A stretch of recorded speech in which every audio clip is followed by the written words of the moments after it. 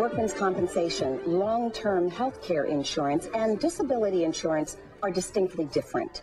Workmen's compensation insurance covers workers who are injured specifically on the job. Long-term health care insurance, which we discussed on Smart Assets last week, pays for nursing home care, assisted living, or home care. Disability insurance covers a portion of your income if you become disabled and you're unable to work. And we are talking about disability insurance today. And joining us is Gabriel Hermann. He is an attorney with Insler & Hermann.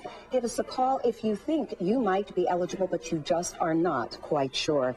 Gabriel, thank you very much for joining us. My pleasure. I think I really want to yield, first of all, to my colleagues, because your reaction to the story as was presented, a real-life case of a woman who did not get disability insurance and what her life is like now.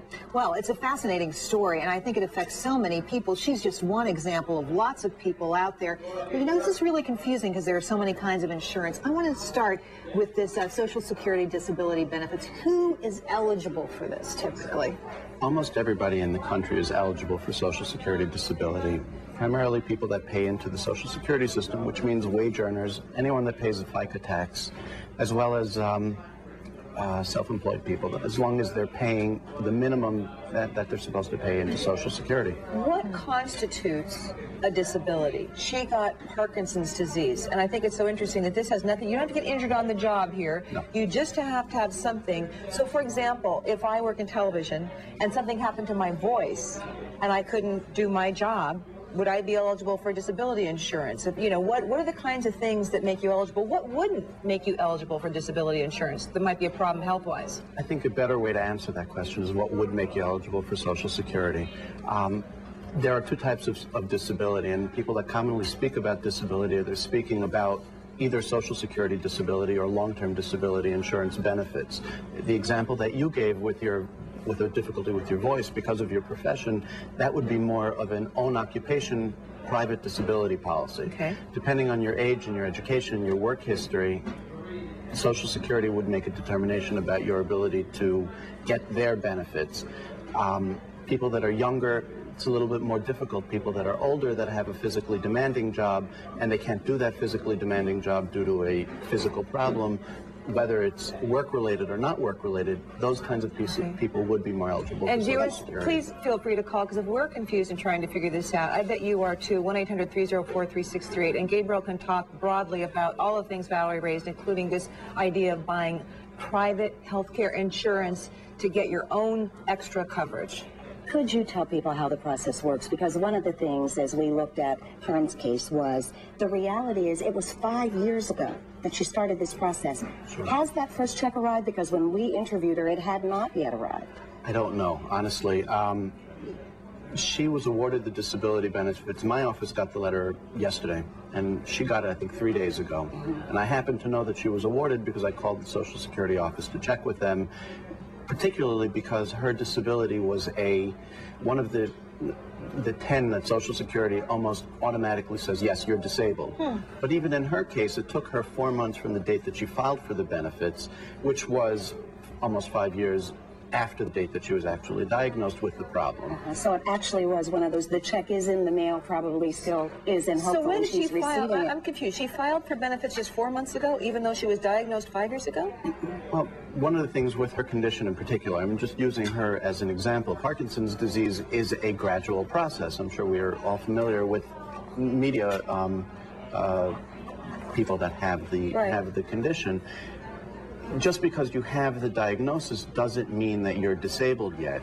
Oh. And in her case, the manifestations of the problem didn't get so bad as to prevent her from working until close to a year ago.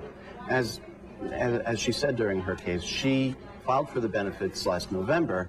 She's been awarded the benefits, and they're retroactive back to the date that she became disabled. So back to, I think it was February that she, or January, that she alleged her disability began. Already we have callers. Jill from Florida, thank you for joining us. Go ahead, please. Hi, how are you doing? We're doing fine. What is your question or comment? Well, I have scoliosis. I've had 2 spinal fusions. I'm 28 and I'm fixing to undergo a 3rd spinal fusion. I'm a court reporter, so sitting is a big part of my job. And I wanted to know if something were to happen in this next fusion, or if it's even worth having the other fusion, if I can go ahead and file for the disability now, which I don't want to, but it's making my job is very difficult with a lot of back pain. Okay. Well, obviously, not knowing enough about your condition and specifics related to your condition, I wouldn't be able to say, is it worthwhile to file or is it not worthwhile to file? The standard answer that I usually give my clients is that if you feel that you're not able to work, you could file for benefits. But if you feel that you can work, whether at your job or at some other kind of work, you should certainly go and try to do whatever kind of work you can do. At 28 years old, you don't want to be on disability essentially for the rest of your life, and you'll never get as much money from Social Security disability as you would get in a monthly paycheck or a weekly paycheck. Gabriel, maybe you could just elaborate a little bit more, because here she is, 28. Sure. I think a lot of people think disability, even though they can understand what the meaning of it is, tend to think that's older people. It is not younger people. I think we need to address that issue. Okay, disability is not specifically related to your age. It's related to your ability to do a job. So if an individual is unable to do a desk job or a standing job or a sitting and standing job, or there's so many different kinds of jobs in the world, but if a person's not able to do any kind of work, then they are disabled under Social Security's definition. I mentioned before there's own occupation, so if the caller from Florida has her own occupation and an own occupation policy that says, okay, if you can't be a court reporter, you can't work, then in a case like that, certainly she could file for the private benefits. Social Security would say, okay, you can't do your own job, but there is a possibility there's some other kind of work that you can do. And obviously that is a situation where attorneys would come into play, because we know what Social Security is expecting, and we know what to tell the doctors, or rather what to ask the doctors to articulate and to focus on with regards to a disability. I've got a question for you, Gabriel, but first we're going to go to the caller, Sue in Florida. Go right ahead. Yes, my question is, does mental health fall under disability if you were totally harassed and badgered from a particular supervisor at work and I'm unable to focus? And I am seeing a psychiatrist and a therapist right now. But does that fall under my disability insurance? I work for a major Fortune 500 company. You're asking a private insurance policy? Yes. Okay, in private insurance policies, it might. There again, it's a question of what your doctors say about your medical problem, whether that the symptoms that you're experiencing are specifically related to your job at your company, or whether they're related to doing any kind of work at all. With regards to Social Security disability, if you're the mental health or the mental problems that you're suffering from right now translate into an inability to perform your work activities at your job and interfere with your daily activities in your home, then certainly there is a possibility that you can get Social Security there also. Gabriel, just bottom line, for people who are in a situation where they're thinking, boy, I could really use this money, I can't work, should they make application? What are the first steps they take? Well, the first step, in my opinion, is to call a lawyer and see whether or not it's worthwhile to, not even so much worthwhile to file, but get assistance going through the process. Social Security is a complicated applications process, and while the Social Security Administration makes efforts to make it go smoothly, the reality is that people that are on disability have so many things that are going on that they don't really want or shouldn't have to focus on answering questions specifically. We know what they're looking for, frankly, so we know how to phrase the answers, not to misrepresent the disability so much as to present it to the Social Security Administration in such a way as to maximize the likelihood of success, whether at the initial step or, if it's necessary, to appeal at whatever level of the process. We're almost out of time, but are these benefits taxed?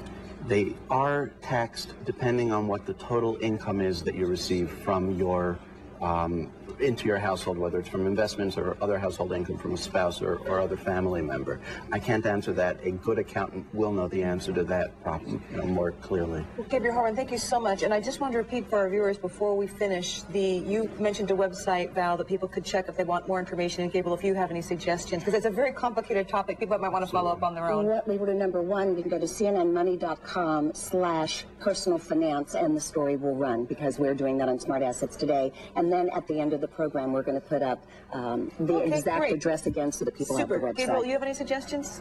Well, one of the things that I would recommend, obviously, if you could take a look at our website, you can contact me directly, and I will make every effort to answer the questions that you have, but our website also provides a lot of information with regards to Social Security, the Social Security process, and background. And that's the one Valerie's going to have at the end of the program. Super. Gabriel Hermann, thanks so much. Thank you. Coming up next, a look at African American inventors, part of our Black History Month. Please stay with us.